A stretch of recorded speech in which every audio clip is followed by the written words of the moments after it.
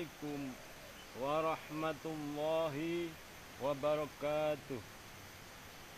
Alhamdulillahilladzi ja'alana Indonesia baldah wa daulah wa Pancasila wa Undang-Undang Dasar 45 asasah wa Nahdlatul Ulama Jam'iyah wa Ansar wa Bansir Harakatah wa Jumdah.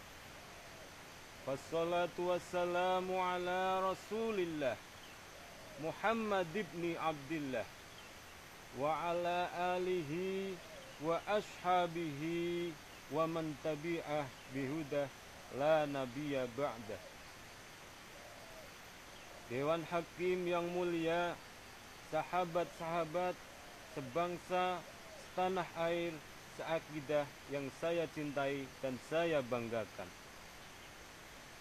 Sahabatku, marilah kita senantiasa memanjatkan puji syukur kehadirat Allah Subhanahu wa ta'ala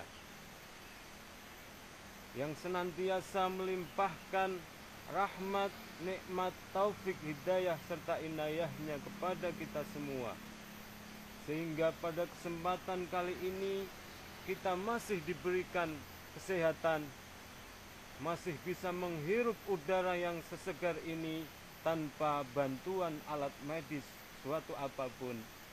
Alhamdulillahirabbil alamin. Salawat serta salam marilah kita sanjungkan, semoga terlimpah curahkan kepada beliau Nabi Muhammad, pemimpin umat, jenderalnya jenderal, profesornya profesor, doktornya doktor, presidennya presiden.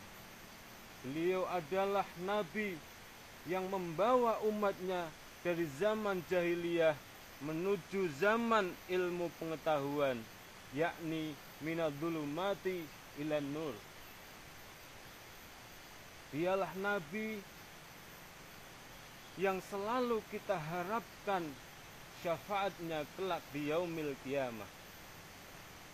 Dewan Hakim, sahabat-sahabat yang saya banggakan, di dalam kehidupan kita sehari-hari sering kita menjumpai bahwa masyarakat kita dalam keadaan krisis pendidikan dan krisis akhlak. Maraknya anak-anak yang berani kepada orang tua, yang terlibat dalam kasus asusila, yang terlibat dalam kasus narkoba, dan terlibat dalam kasus-kasus yang pelik lainnya. Kemudian, bagaimana solusi untuk mengatasi masalah-masalah ini? Dalam hal ini, garda terdepan adalah pendidikan. Maka dari itu, pentingnya gerakan pemuda Ansor dalam memajukan sebuah pendidikan di dalam masyarakat. Dalam hal ini, garda terdepan kemajuan sebuah bangsa, kemajuan masyarakat, kemajuan organisasi adalah pendidikan. Dalam hal ini, pentingnya gerakan pemuda Ansor dalam memajukan pendidikan di dalam masyarakat. Karena pendidikan tidak akan pernah lepas dari kemajuan, dari sendi kehidupan. Dewan Hakim yang mulia, sahabat-sahabat yang saya banggakan, dalam hal ini izinkanlah saya untuk menggalangkan semangat pendidikan dengan tema peran pendidikan dalam kemajuan di tengah-tengah masyarakat. Sahabatku, pendidikan adalah bidang yang sedang kita tempuh bersama-sama di tengah-tengah masyarakat, baik sebagai peserta didik maupun sebagai tenaga pendidikan. maupun juga sebagai penyelenggara pendidikan. Pendidikan adalah bidang yang sedang kita tempuh bersama-sama saat ini. Di mata pendidikan kita adalah sama, dan kita padu dalam ekosistem pendidikan sepanjang hayat. Artinya, sampai kapanpun kita harus menjadi penggerak sebuah pendidikan dari skala kecil maupun skala yang besar. Pentingnya pendidikan dalam kehidupan berbangsa bersandar pada kenyataan bahwa dalam kemajuan sebuah bangsa, sumber daya manusia dalam sistem masyarakat, baik dalam sektor ekonomi, sektor sosial, agama, budaya, politik, dan sektor-sektor utama lainnya.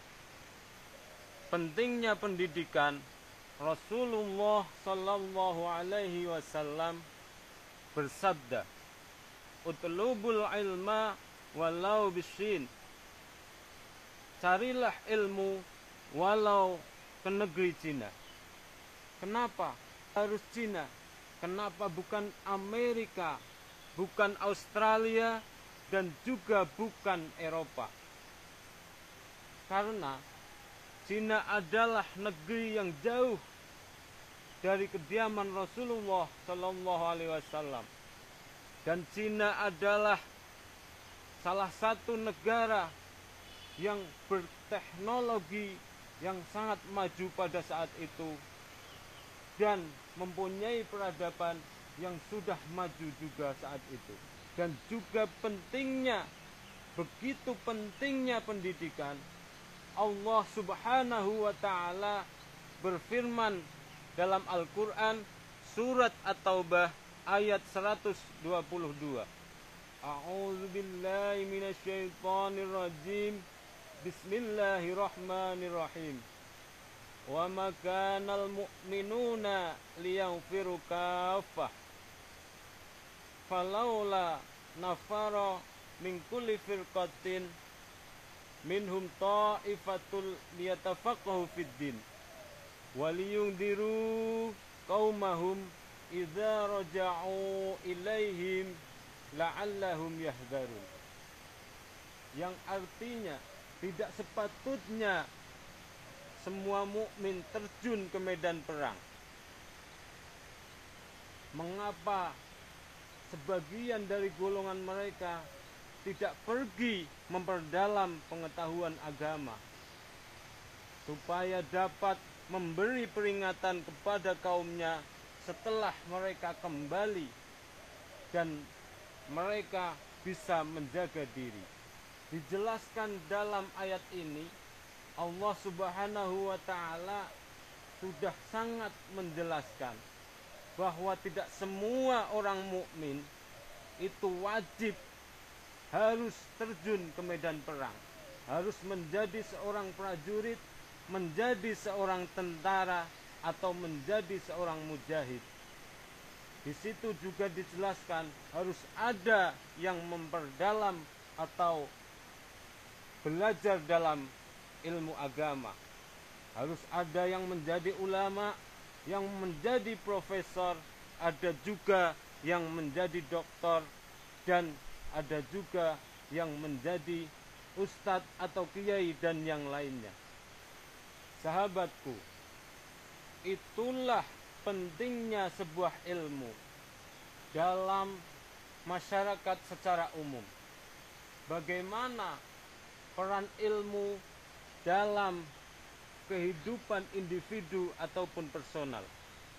Di dalam kitab Al-Ala bait yang kelima disebutkan, ta'allam fa innal ilma zainun li ahlihi wa fadlun wa inwanun likullil mahamidi. Ketahuilah bahwa pendidikan adalah perhiasan bagi pemiliknya, dan keutamaan dan tanda dari perbuatan yang terpuji. Orang yang berilmu, orang yang berpendidikan akan membawa dirinya dengan pembawaan yang anggun dan berwibawa, dengan tutur kata, dengan bahasa yang santun dan elegan,